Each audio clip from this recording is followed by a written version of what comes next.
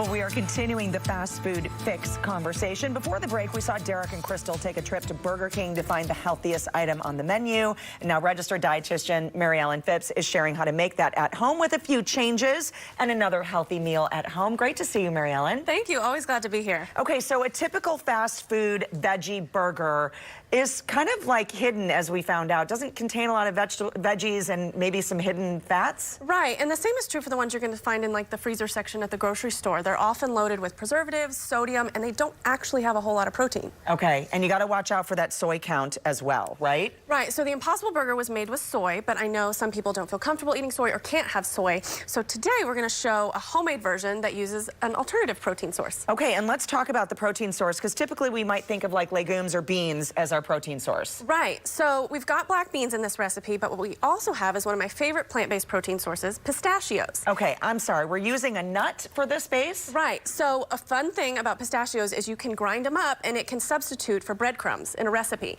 So when you think about when you're forming a burger patty, you need some sort of breadcrumb type product to help it hold together. Same thing with meatballs or things like that. And so by using pistachios, not only are they grain-free, but they've also got 6 grams of protein per serving and 3 grams of fiber. So they're perfect for this kind of recipe. Oh my gosh, my mind is blown. I would have never known. And you can buy them either in the shell or already shelled for you? Right, whatever. And then there's all sorts of like different flavorings you can do with wonderful pistachios. I think we've all seen this branding in the produce department at the grocery store. Absolutely. Right. So all we're going to do for this recipe is you take your bag of shelled pistachios, and I'll let you pour it in there. Okay. And then we're just going to show how easy it is to grind them up. And keep in mind, this can be an excellent substitute for breadcrumbs in any recipe. Okay.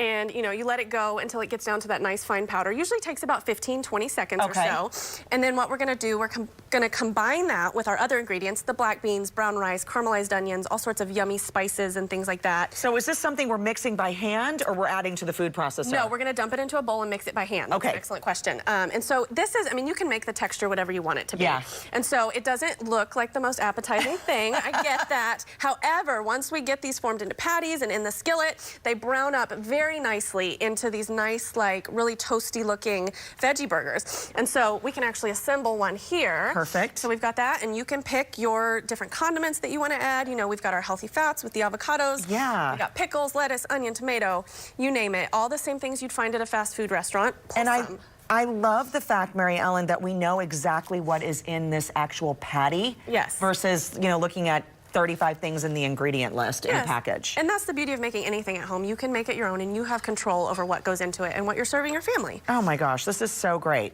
I love this. I'm not a ketchup person. Yeah. Are you a ketchup? I actually love mustard too. Okay. So you can't go wrong there. I kind of figured. But you can find this recipe. It's caramelized onion and pistachio veggie burgers on my website, milkandhoneynutrition.com, and the link will be on the show notes. And about how long are we cooking these in the skillet?